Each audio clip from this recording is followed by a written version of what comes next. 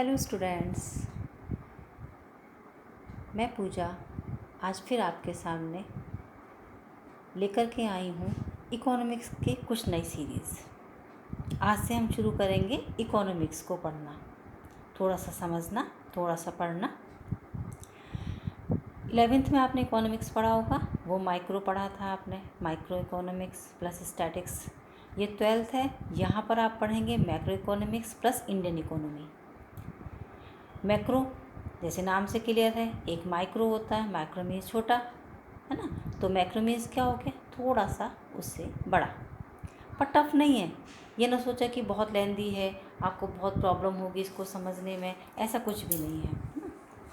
बहुत आराम से ये क्लियर हो जाएगा, सब कुछ हम आपको क्लियर करेंगे यहाँ से। आज इस वीडियो में सिर्फ हम आपको इसकी कॉन्सेप्ट यानी कि मैक्रो इकोनॉमिक्स क्या होता है और कुछ गुड्स के बारे में यहाँ पर डिस्क्राइब करेंगे, ठीक है। तो लेट्स स्टार्ट। मैक्रो इकोनॉमिक्स की डेफिनेशन सबसे पहले हम आपको बताते हैं कि मैक्रो इकोनॉमिक्स आखिर होता क्या है।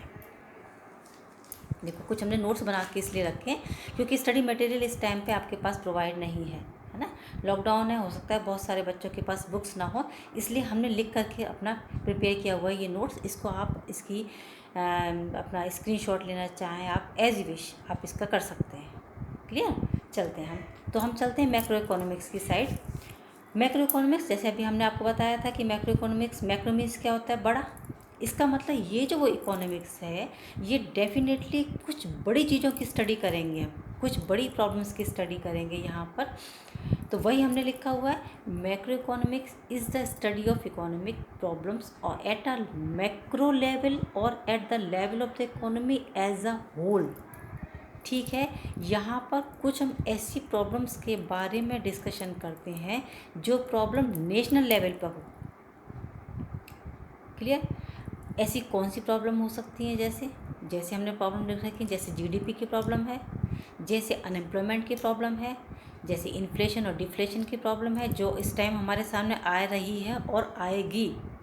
इस इतनी बड़ी प्रॉब्लम के बाद, कोविड-19 के बाद, ये इन्फ्लेशन डिफ्लेशन तो आएगा ही आएगा।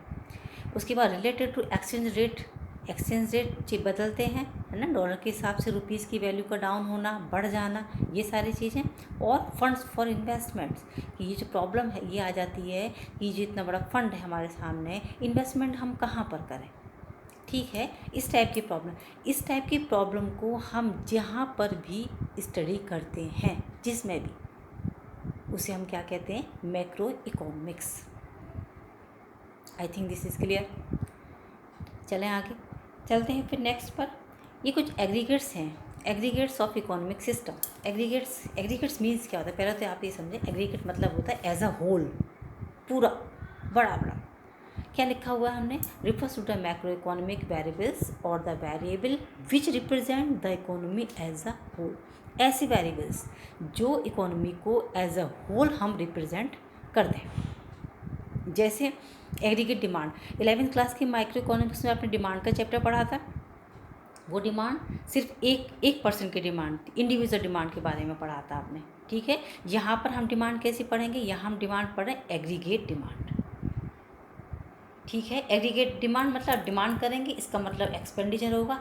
तो हम यहाँ पर टोटल एक्सपेंडिचर को अगर हम कैलकुलेट कर दें तो वहाँ पर एग्रीगेट डिमांड अपने आप ही कैलकुलेट हो जाएगी। समझ रहे हैं आप मेरी बात को। मार्केट में जितना एक्सपेंडिचर है हम वो सारा टोटल कर दें तो हमको ये पता चल जाएगा कि लोग इस टाइम पे कितनी डिमांड कर रहे हैं। ऐसे ही एग्रीगेट सप्लाई, तो हम ये देख लें कि प्रोडक्शन कितना हो रहा है। टोटल प्रोडक्शन अगर हम कैलकुलेट कर लेते हैं तो अपने आप पता चल जाएगा कि इसका मतलब सप्लाई इतनी हो रही है।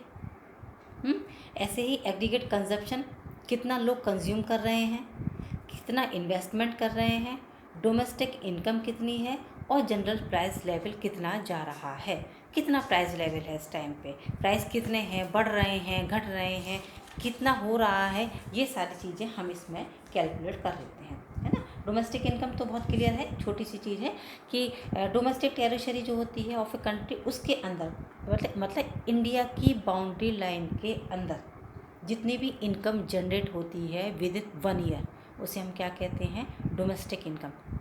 इसमें अब्रॉड की इनकम नहीं आएंगी, है ना। इंडियन टेरिटरी के अंदर जितनी भी इनकम होगी वो हमारी क्या कहलाती है, डोमेस्टिक इनकम कहलाती है। जनरल प्राइस लेवल एकदम से सिंपल है, ये प्राइसेस हैं सारी गुड्स और सर्विसेज के जो एक स्पेसिफाइड पीरियड ऑफ टाइम पर रहते हैं, उसे हम जनरल प्राइस लेवल कह देते हैं।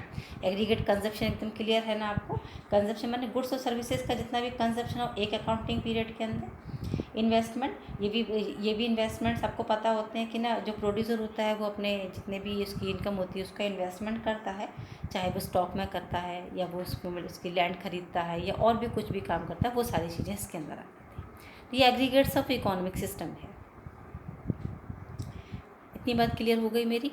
चलते हैं इसके अब मेन पॉइंट्स की साइड पे हम। नेक्स्ट आप इसका स्क्रीनशॉट ले सकते हैं मेरे इस पेज का, क्लियर है आपको।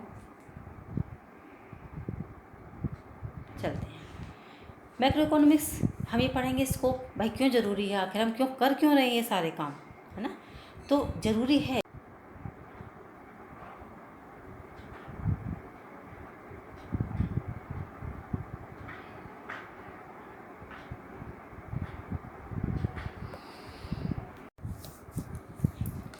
ठीक है ना। ये दोनों का आप अपना अपना ये एक्सपेंडिचर क्लियर हो गया कि कंज्यूमर का एक्सपेंडिचर कंजप्शन एक्सपेंडिचर और प्रोड्यूसर का एक्सपेंडिचर इन्वेस्टमेंट एक्सपेंडिचर, ठीक है। दोनों को अगर हम दोनों को ऐड कर देते तो वो फाइनल गुड्स के ऊपर हुआ हमारा एक्सपेंडिचर कैलकुलेट हो जाता है। एक्सपेंडिचर और final good is equal to consumption of expenditure plus investment expenditure, clear.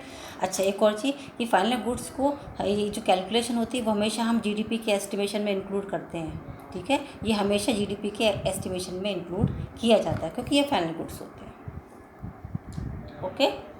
सिर्फ फाइनल गुड को ही किया जाता है, ये भी एक मेन चीज़ है, ओनली फाइनल गुड्स जीडीपी के कैलकुलेशन में आती है। चलते हैं इंटरमीडिएट गुड्स। अब इंटरमीडिएट गुड्स क्या होती हैं, इसकी opposite are those goods, first point which have yet, एक यट वर्ड लिखा हुआ हमने, yet not cross the boundary line of production, जो अभी तक बाउंड्री लाइन से बाहर नहीं निकली हैं, इसका मतलब अभी उसमें कुछ रह गया है। जैसे माना कार पूरी बन चुकी है, माना फाइनल टच एक पेंटिंग होने को, उसकी पेंट होने को बाकी रह गया है। Value is still to be added to these goods, इन गुड्स में अभी कुछ वैल्यू ऐड होने से बाकी है। या फिर which are yet not ready for use of their final users, जो अभी तक तैयार नहीं है कि वो फाइनल यूज़र्स जिसको यूज़ करें वो अभी उस बात के लिए तैयार नहीं हुई है। तो ये कौन सी हो जाती है हमारी इंटरमीडिएट गुड्स, जिसमें इन तीनों में से कोई भी अगर मिल जाता है तो वो सारी गुड्स हमारी कौन सी गुड्स हो जाती हैं, इंटरमीडिएट गुड्स हो जाती हैं, ठीक है। जैसे एक अगर हम एग्जांपल लेकर के चलते हैं इंटरमीडिएट गुड्स कौन सी होंगी, जैसे सिर्फ आटा, तो भी आटा तो नहीं खाया जाएगा ना, जब तक आटे के बिस्किट ना बन जाए या ब्रेड ना बन जाए या फिर उसकी रोटी ना बन जाए, ठीक है ना। तो वो सारी गुड्स कौन सी होती है हमारी, अभी इंटरमीडिएट गुड्स है। लेकिन अभी भी इसमें भी बहुत सारी चीज़ें अभी बाकी रह गई बताने से, इनकम्प्लीट है अभी। तो ये चलते हैं आगे, अभी हम इंटरमीडिएट गुड्स में और भी कुछ बता देते हैं। सारी इंटरमीडिएट गुड्स जितनी भी होती हैं, अगर हम कहें कि इंटरमीडिएट गुड्स कौन सी हो जाती है, थोड़ा सा बोर्ड पर समझा दें। और हम देखो हम पढ़ा रहे हैं आपको इंटरमीडिएट गुड्स।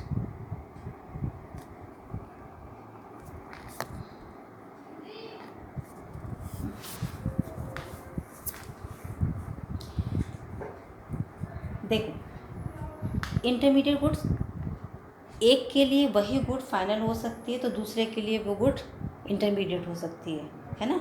सेम गुड्स में भी फाइनल और इंटरमीडिएट गुड, एक ही गुड इंटरमीडिएट भी हो सकती है और फाइनल भी हो सकती है ना।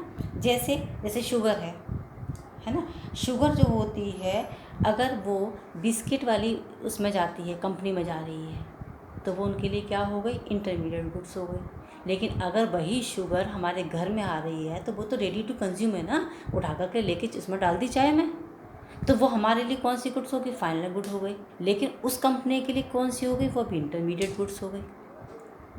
इसका मतलब इंटरमीडिएट और फाइनल गुड्स को अगर हम डिफ़ाइन करते हैं या फिर हमें पहचानना है तो फिर ये इसके एंड यूज़ पर डिपेंड करता है कि आखिर उसका एंड यूज़ कर कौन रहा है, ठीक है। एंड यूज़ जब होता है तब एक इंटरमीडिएट गुड्स और फाइनल गुड्स को हम अलग अलग कर पाते हैं।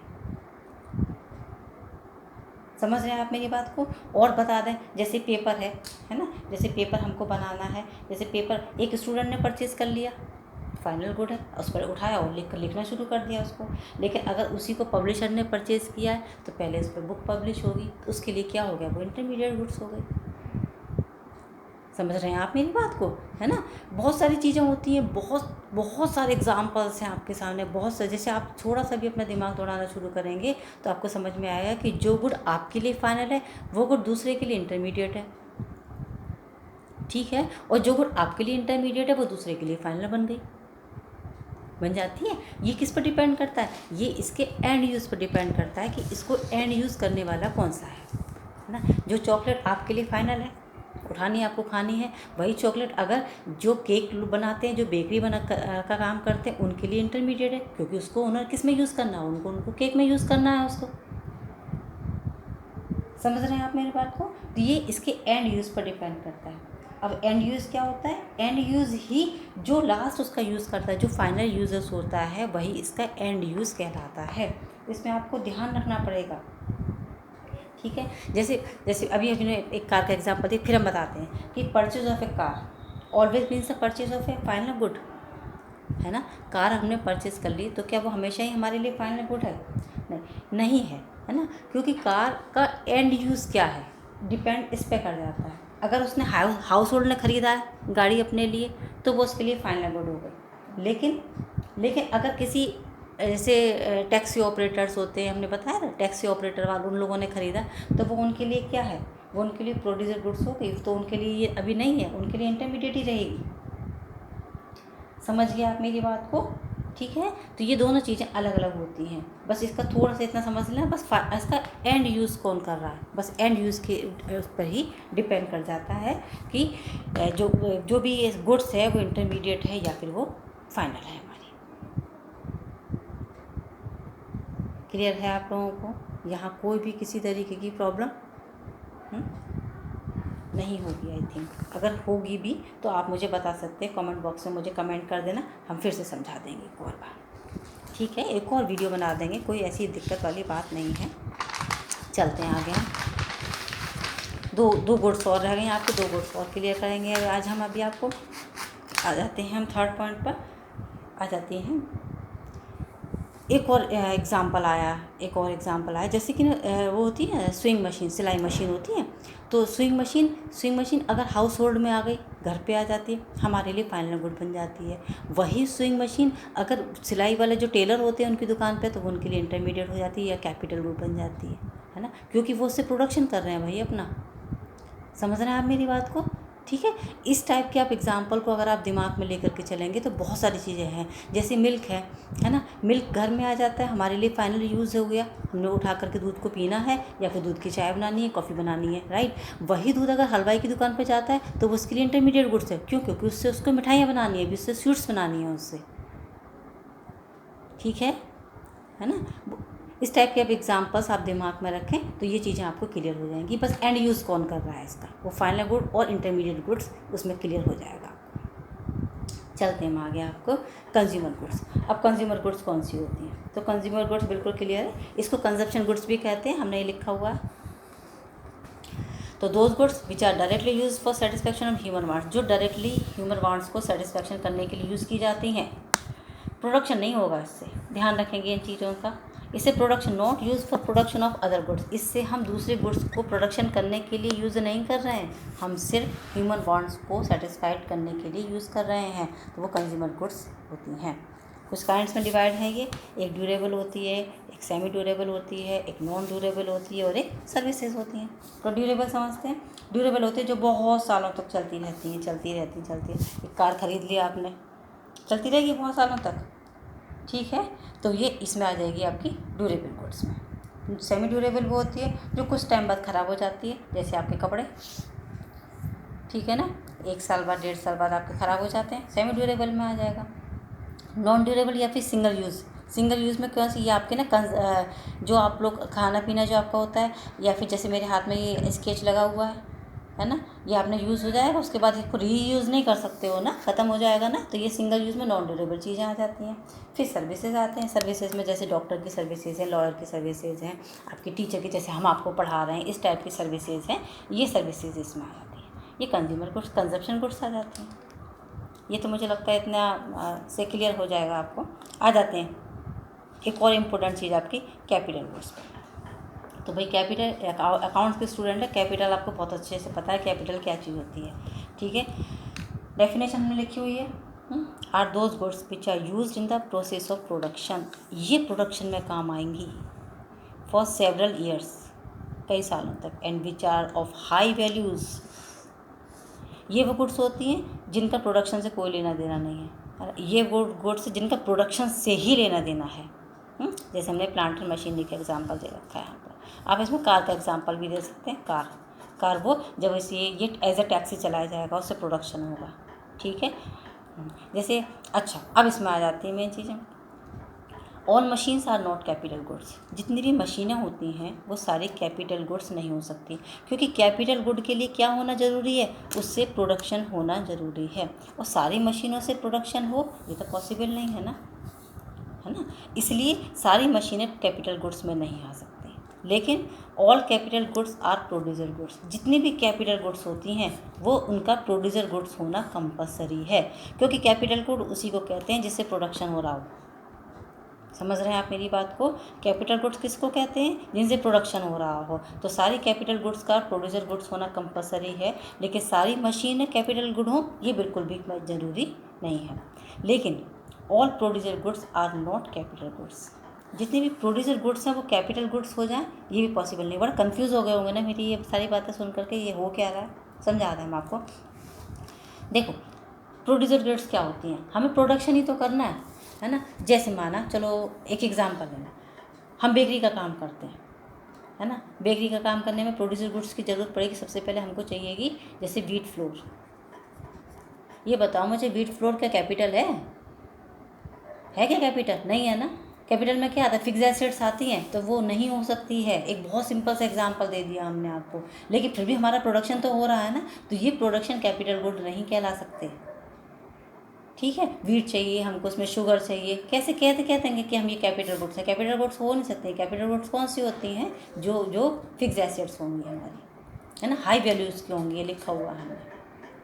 तो इसका मतलब सारी प्रोड्यूसर गुड्स कैपिटल गुड्स नहीं हो सकती, लेकिन कैपिटल गुड्स कैसी होंगी? वो प्रोड्यूसर गुड्स होंगी ही होंगी, है ना। लैंड है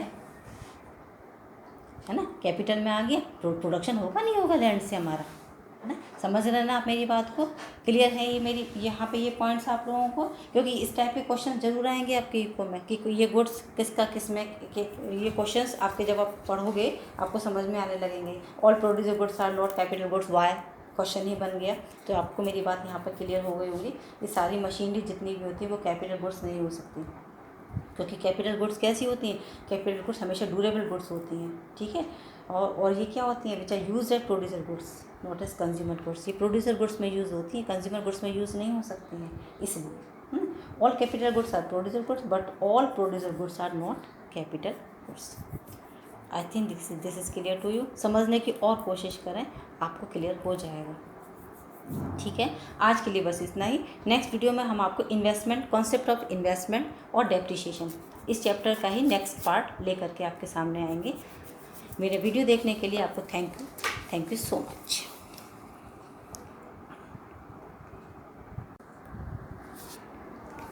now scope of macro economics.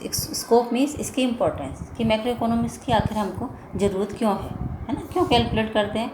तो फर्स्ट पॉइंट जैसे बिल्कुल क्लियर लिखा हुआ, it helps in policy formulation of government जो पॉलिसी फॉर्मुलेशन करती है उसमें ये हेल्प करता है ना, क्योंकि इससे हमको बहुत सारी इकोनॉमी के बारे में नॉलेज मिलती है। जीडीपी की ग्रोथ कितनी है, कम हो रही है, ज़्यादा हो रही है, डोमेस्टिक इनकम कितनी है, नेशनल इनकम कितनी है।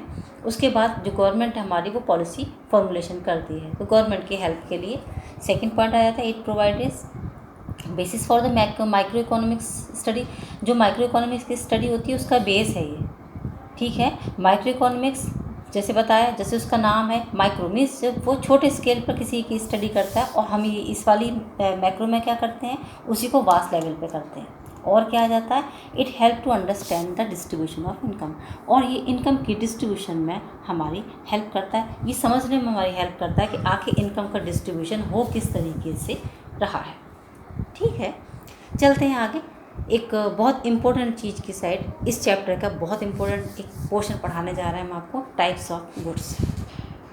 गुड्स ये तो आपने अकाउंट्स में पढ़ा होगा। गुड्स मीन्स जिसमें फिजिकल एग्जिस्टेंस होता है, दैट कैन बी टच, है ना, वो होती हैं गुड्स। 4 काइंड्स में हमने डिवाइड कर दिया इनको। एक हो गई हमारी final good, then intermediate goods, consumer goods, capital goods. Clear? हम आपको सबसे पहले पढ़ाएंगे फाइनल गुड। फाइनल गुड जैसे नाम से क्लियर है, फाइनल मीन्स लास्ट। ठीक है, डेफिनेशन पहले क्लियर करेंगे, उसके बाद उसको बता देंगे। Those goods which have crossed the boundary line of production and are ready for use by their final users। वो गुड्स जो बिल्कुल तैयार हैं बाउंड्री लाइन के बाहर आने के लिए, ठीक है, और अपने फाइनल यूज़र्स को यूज़ कराने के लिए, वो क्या होती है, हमारी फाइनल गुड्स होती हैं। ठीक है, बिल्कुल तैयार है, एकदम तैयार रखी हुई हैं कि बस अब वो वहाँ से प्रोडक्शन हाउस से निकलेंगी और जो हम कंज्यूमर होते हैं वो उनको कंज्यूम कर सकते हैं। ठीक है, वो सारी गुड्स क्या होती हैं, हमारी फाइनल गुड्स हो जाती हैं। ये यूज़र्स कौन होते हैं? ये यूज़र्स होते हैं एक तो कंज्यूमर होंगे जो फाइनल कंजप्शन करते हैं गुड्स का, या प्रोड्यूसर होंगे जो फाइनल प्रोड्यूस उसका उससे जो भी सामान आएगा वो उससे वो प्रोडक्शन करेंगे। ठीक है, तो यूज़र्स 2 तरीके से हो सकते हैं, एक कंज्यूमर हो सकता है, दूसरा प्रोड्यूसर हो सकता है।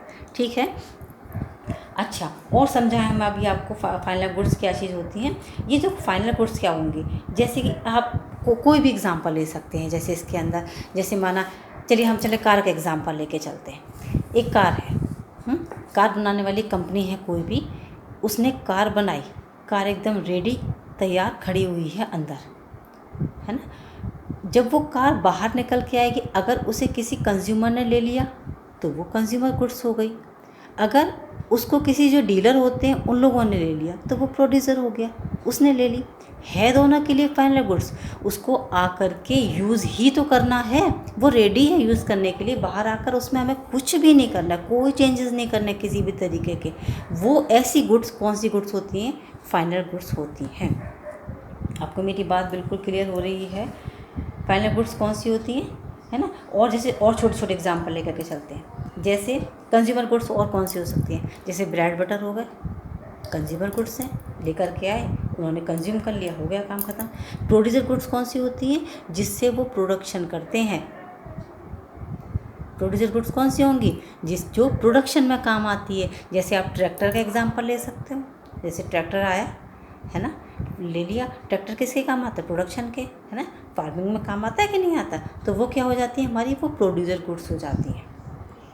कार है, कार अगर हमने अपने लिए यूज़ कर ली, कंज्यूमर गुड्स होगी। अगर कार को हमने taxi as a taxi use कर रहे हैं, प्रोड्यूसर गुड्स होगी, क्योंकि प्रोडक्शन उससे स्टार्ट हो जाएगा हमारा वहाँ पर। समझ गए, है ना। ये 2 तरीके की चीज़ें हैं अलग अलग। एक ही चीज़ दोनों में हो सकती है भाई। एक कंज्यूमर अगर अपने लिए अपना कर रहे हैं तो वो कंज्यूमर हो गया, और अगर हम उससे प्रोडक्शन का काम कर रहे हैं तो वो प्रोड्यूसर गुड्स हो गए। क्लियर है? और क्या चीज़ आती है इसके अंदर, एक और चीज़ आ जाती है, ये जो एक्सपेंडिचर ये कंज्यूमर जो एक्सपेंडिचर करता है गुड्स पर, है ना, वो कंजप्शन एक्सपेंडिचर कहलाता है। और ये लोग जो करते हैं वो क्या कहलाते हैं, इन्वेस्टमेंट एक्सपेंडिचर, क्योंकि ये लोग इन्वेस्टमेंट करते हैं। ठीक है, ये लोग क्या करते हैं, प्रोड्यूसर क्या करते हैं, इन्वेस्टमेंट, हम लिख देते हैं इसमें, ये करते हैं इन्वेस्टमेंट। तो ये जो कहलाता है खर्चा, वो इस इन्वेस्टमेंट एक्सपेंडिचर होता है।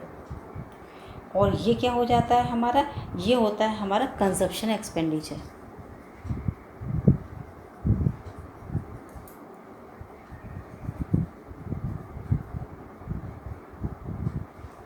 आपको मेरी बात एकदम क्लियर है? कंज्यूमर जो करेगा खर्चा वो कंजप्शन एक्सपेंडिचर में आ जाता है, प्रोड्यूसर जो खर्चा करेगा वो इन्वेस्टमेंट एक्सपेंडिचर में आता है, क्योंकि वो इन्वेस्ट करता है, वो